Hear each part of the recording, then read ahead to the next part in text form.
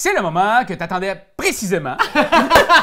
Le moment de notre top. Ouais. Puis là, on s'est creusé la tête, on s'est creusé les méninges à t'offrir un top qui était de Top qualité. Ouais. Ouais. Parce que on fait toujours des trucs de qualité. Hey! Chaigne la gueule! Oh non! Dans notre métier d'influenceur sur les jeux de société, on va souvent sur un site Ouais. qui est enfin un outil de travail qui nous aide à essayer de voir qu'est-ce qui est hot ces temps-ci. Et on s'est dit pourquoi pas faire le top 10 des hotness sur BGG. Oui! Je sais pas si tu connais BGG, BGG, The Board Game Geek. C'est Mon vaillant primate. Un peu comme ça, c'est un site internet Ouais. anglophone, américain, qui a été créé pour répertorier, inventorier l'ensemble des jeux de société qui ont été créés depuis la nuit des temps. Puis en fait, c'est Ouais. ça, c'est que ça paraît que ça a été créé la nuit des temps parce que c'est vraiment laid comme site. Mais, my God, tu veux une information, n'importe laquelle, tu as entendu quelque chose dans ta tête un moment donné qu'il y avait à avoir une extension de telle patente, va sur BGG. Et oui, Tape-le. c'est un site qui est très pratique, surtout quand on veut être tu sais, en avant de la vague et savoir ce qui s'en vient, être cool et dans le vent. Alors, moi, il y a un endroit où je perds beaucoup de temps, c'est le Hotness BGG. Le Hotness, c'est les jeux qui sont le plus recherchés, le plus demandés, qui piquent la curiosité des utilisateurs du site. Ce qui buzz là, Ouais. le Hotness BGG change à tous les jours avec l'afflux des gens, ce qu'ils demandent, les recherches. C'est pas le top 100 des meilleurs jeux sur BGG, c'est Non, vraiment non. le Hotness Ouais. ce qui frappe présentement aujourd'hui. Alors, en date du 23 septembre 2018, on va faire un petit aperçu des 10 jeux qui ont piqué la curiosité à nous aussi. Puis, si tu fais comme nous, dans le vent, puis checker ce qui s'en vient. On est le 27, on passe. Ouais. Ah, ils ne sauront pas ça. Alors, voici les 10 jeux qui ont piqué notre curiosité, qui ont piqué la curiosité des utilisateurs de BGG, en commençant par le 10e jeu. 10e jeu qui est un jeu qu'on connaît bien. Ouais. C'est un jeu qui s'appelle Terraforming Mars. Ça fait longtemps. que Jeu j'en créé par connais. Elon Musk. Non. Mais ouais, ça fait longtemps qu'il est là. Ouais. Il est dans les tops des jeux BGG. Ouais. Mais il est encore là. Encore à tous les jours, les gens recherchent Terraforming Mars, qui est un jeu en fait où on s'en va sur Mars puis on s'en va terraformer Mars. Ouais. C'est aussi simple que ça. On a des cartes, on a des actions, on essaie de faire des combos de points, c'est ça, on construit toute la patente. Vraiment un magnifique jeu. Et c'est pourquoi j'ai l'impression qu'il se retrouve sur le Hotness BGG, c'est qu'il y a une pléthore d'extensions, ça n'a pas de sens. Ouais, il y a beaucoup d'extensions, puis Ça doit être ça qui fait en sorte que les gens le recherchent encore, Ouais. cherchent Terraforming Mars. Fait que c'est... En tout cas, c'est mon analyse sur ce que je crois qui est là. merci pour votre analyse, Raphaël. Maintenant, Merci. je vais parler du 9e jeu du Hotness. Si vous n'en avez pas entendu parler, écoutez, vous devez vous réveiller. Ce jeu-là est une petite boîte très curieuse, mésozoïque. Et là, je viens de comprendre aussi, j'ai relu le titre, c'est pas mésozoïque, comme la période historique, c'est mésozoïque. Oh, comme la Mazou. Parce que c'est un tout petit jeu de cartes de luxe, très bien fait, dans lequel c'est un jeu de choix de cartes. Donc, tu commences avec une main de cartes, tu en choisis 2 que tu places devant toi et tu passes le restant des cartes. Sur les cartes, il y a des éléments à mettre dans un parc préhistorique. Donc, tu peux essayer de créer des espèces de gros ensembles floraux, des genres de trucs de jeux d'amusement, de... Des jeux d'amusement, des parcs d'attractions. Oui! Fait que, et là, ça, là, c'est bien beau, on a tous déjà vu ça, mais une fois que tu as choisi toutes tes cartes, tu places une espèce de petite grille, là, un tableau de cartes, et ça devient un jeu de casse-tête parce que tous ensemble, on tourne un sablier et on doit déplacer les cartes, là, un peu comme dans un casse-tête chinois pour arriver à compléter un tableau qui va nous rapporter des points.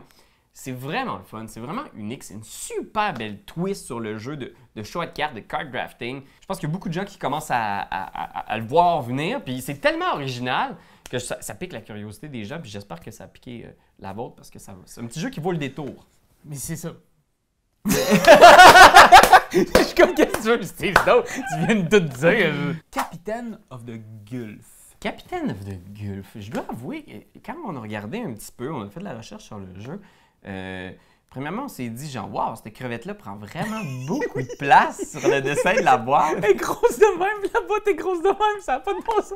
Fait que je me suis dit, la crevette a sans doute rapport. Les gens en parlent, une crevette est bien placée. Tu sais, des fois, le Hotness BGG, il faut pas que tu te poses trop de questions.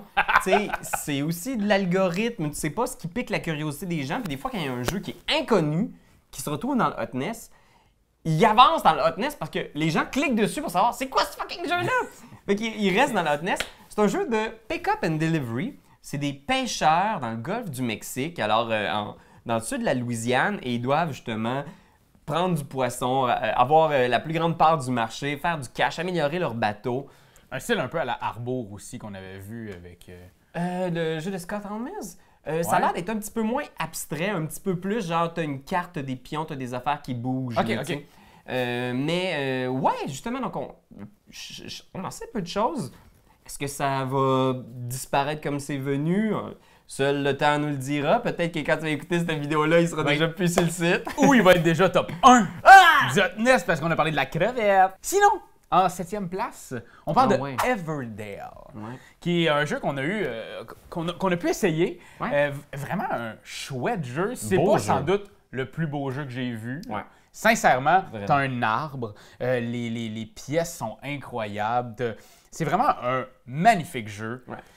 Un jeu où est-ce que tu te déplaces pour aller chercher des cartes. Après ça, tu fais des combos, tu essaies de survivre. Tu passes à travers les saisons en te rajoutant des bonhommes. Et en même temps, quand tu vois une vidéo de chat ou une vidéo de chien à la maison, c'est sûr que tu cliques dessus.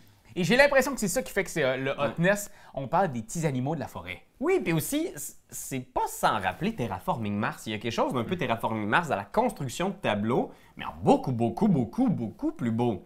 Oui, puis j'aime pas ça dire ça, mais peut-être un peu plus complexe aussi. Ouais, il y a d'autres mécaniques de placement d'ouvriers qui sont intéressantes. En 6e position, en ce moment, là. Là, pas quand tu vas regarder, mais là. Le 27 septembre. Oui, il s'agit de Teotihuacan. Teotihuacan. Teotihuacan. C'est Théo Rivière à Cannes. Non. Quoi? Teotihuacan, qui est un jeu des créateurs, en fait, d'un des créateurs des voyages de Marco Polo. Alors, c'est un jeu où tu as une force d'ouvriers qui sont des dés. Donc, et tu dois aller placer ça, faire des affaires. Ce genre de jeu-là, vous voyez un peu où ça s'en va. Tu as des dés, puis il faut que tu fasses des stratégies pour faire des points. OK. Tu sais, comme les autres affaires de jeu.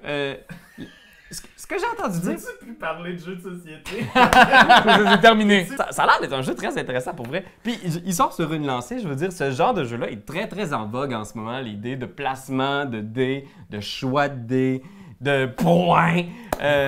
Non, pour vrai, ça a vraiment l'air intéressant. Puis ce qu'on me dit, c'est que pour un jeu de ce calibre-là, de cette ampleur-là, il paraît qu'il va être assez abordable quand même. Donc c'est le genre de jeu parce que, tu sais... Hey, les pièces sont grosses en plus. Là. Tu sens quand même que ça a l'air d'être lourd. Oui, c'est avec la roche. Il y a du stock. Puis tu sais, c'est vrai qu'aujourd'hui, dans l'ère du Kickstarter, on est rendu habitué avec des jeux qui feront le 200 $. Là, ici, on parle d'autour de 50 $, peut-être moins pour un jeu de ce calibre-là. Wow. Fait que je pense que c'est peut-être une des raisons pour lesquelles les gens ont été voir. Puis surtout, l'auteur, c'est Daniel. Daniel. Non, Daniel Proulemire, l'auteur de... Je suis sûr qu'on va avoir le vrai nom quelque part. Oui, il va être dans ta face. Ah, c'est clair. Genre le portrait de ce dude-là dans ma face. Sinon, en 5e place, Gloomhaven. Encore! Eh oui, qui est le jeu numéro 1 sur BGG, qui est comme indéclassable. Et là, c'est là. C'est le moment. Sur le Hotness, il est encore là, 5e place. Il lâche pas la patate, hein, comme on dit. C'est sûr que les gens, ce jeu-là, justement, c'est une de ces immenses boîtes-là, genre, qui est ultra dispendieuse. Les gens veulent savoir, donc c'est normal qu'ils soient encore dans le Hotness. Avant de faire un investissement de ce genre-là, il faut que tu saches de quoi... c'est-tu bon, c'est-tu pas bon, de quoi ça parle? Puis c'est bon, c'est quand même chouette. Tu sais, dans le sens, c'est que c'est une game que, je veux dire, à la base, tu fais pas une game de Gloomhaven puis c'est fini, là. Tu t'en vas pas chez vous puis tu vis la belle vie. T'en as pour au moins 2 ans minimum là, à jouer à ce qu'il y a dans la boîte. En fait, t'en as pour 1 an à juste le placer dans la boîte. T'en as 2 ans pour jouer avec. Puis je pense que ça pique la curiosité des gens parce que c'est un jeu d'une telle ampleur, d'une telle ambition. Même la critique qu'on a faite de Gloomhaven sur notre page, on va mettre le lien dans la description, mais c'est encore une de nos vidéos les plus fréquentées, tu sais. Mais ce jeu-là a vraiment kické, là. Et puis je pense que d'arriver sur le Hotness BGG, puis en plus sur BGG en entier. Meilleur jeu. Meilleur jeu ever. Fait que je pense que ça a une influence aussi, là. Forcément, forcément. Alors, Gloomhaven, pour ceux qui ne l'ont pas encore à la maison, la 4e position sur le Hotness. T'as fait 5 en même temps que t'as dit 4. J'ai fait ça comme ça, puis il y avait comme mon pouce qui faisait comme en même temps, un piece. Genre comme yes, yes, yes. Fait que 4e place. 4e place. Il s'agit de l'extension pour Food Chain Magnate. L'immense jeu d'empire de multimillionnaire de fast food. C'est un jeu vraiment particulier, un immense ça a pas de euro. sens. C'est énorme et c'est ultra dispendieux encore une fois. Et là, l'extension qui arrive, De ketchup. Ketchup and others, Ketchup Mechanism and Others Idea.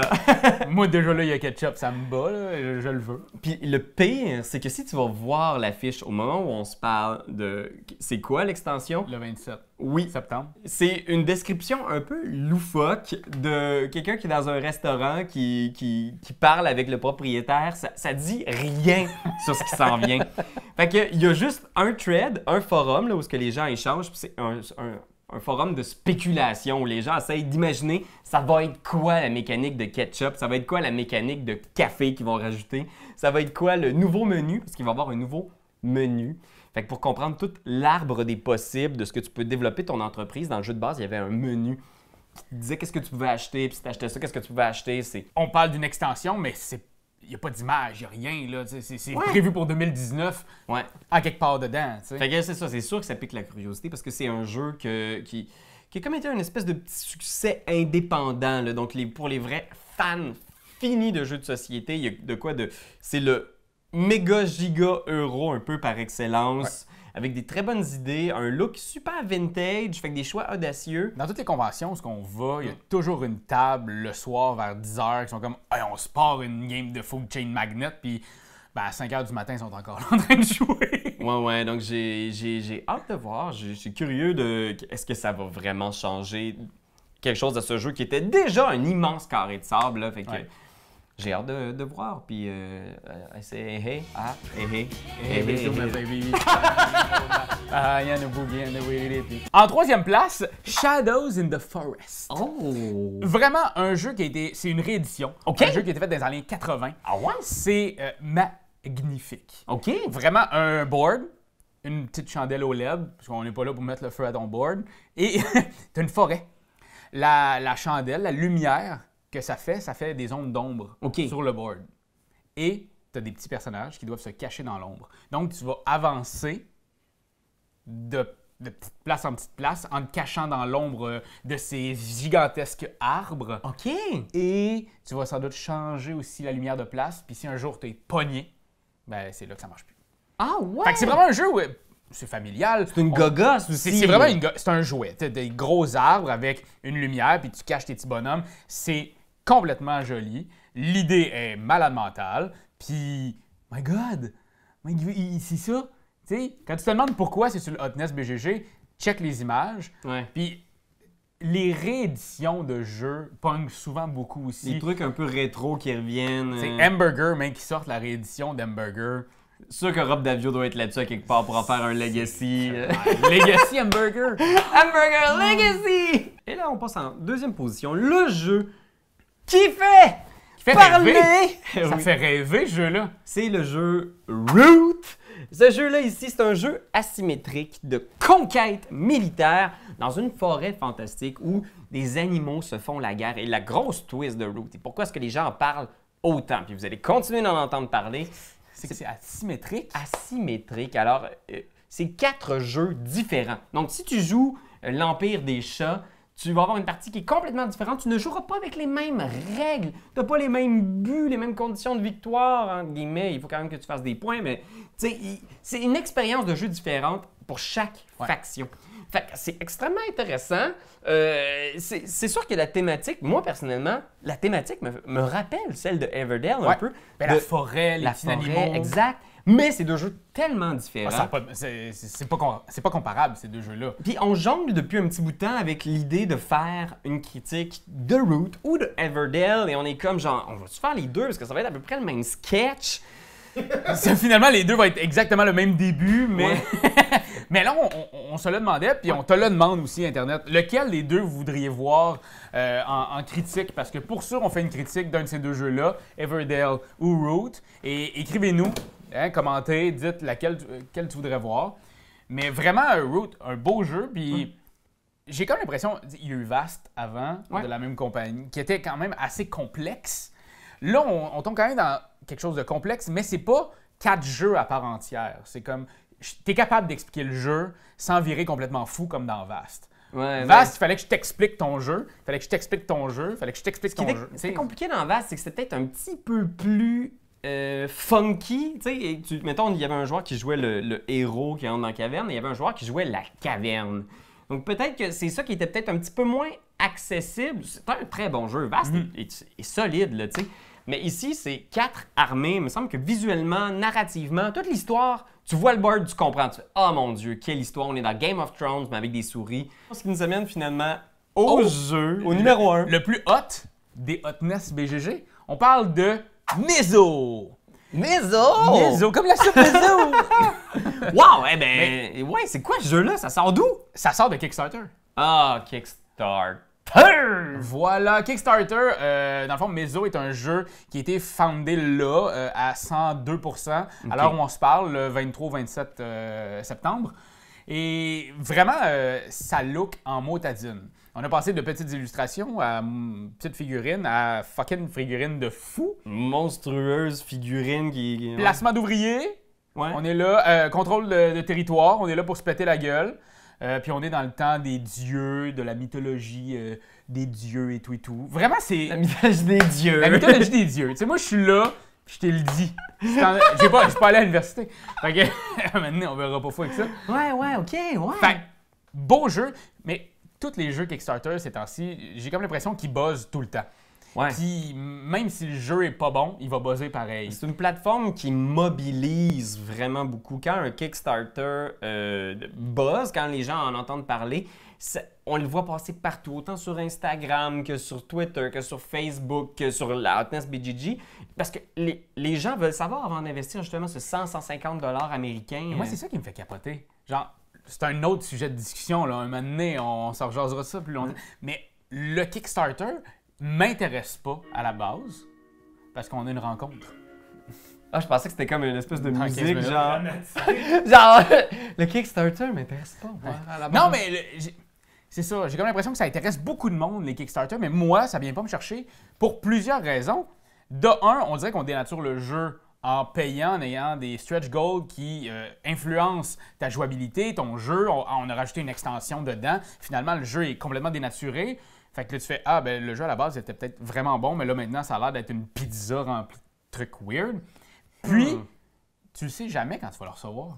Il y a ça, moi, qui me fait capoter. Il y a du monde qui n'ont pas reçu encore des boîtes qui étaient dues depuis 1 an ou 2. Et même plus. Et même plus, tu fais « Voyons donc! » Fait que j'ai pas envie. Tu sais, c'est comme quand j'achète un colis de chez UPS puis je veux qu'il arrive chez nous, je veux pas qu'il arrive 3 semaines plus tard. Sinon, je me plains. Là, ça fait 3 ans. Tu peux pas te plaindre parce que t'as ton jeu un moment donné. Tu sais. Ouais. Puis, tu sais, Kickstarter, il y a une crowd Kickstarter. Il y a un groupe de joueurs qui, eux, ne jurent que par Kickstarter parce que ça aussi, c'est un peu la jungle. Tout le monde veut être possesseur d'une copie Kickstarter d'un jeu légendaire avant qu'il rentre en magasin puis qu'il soit genre un classique. Je pense entre autres à Sight, je pense à Blood Rage. Les gens qui possèdent des copies Kickstarter de ces jeux-là, genre, sont vraiment contents, fiers de leur coup.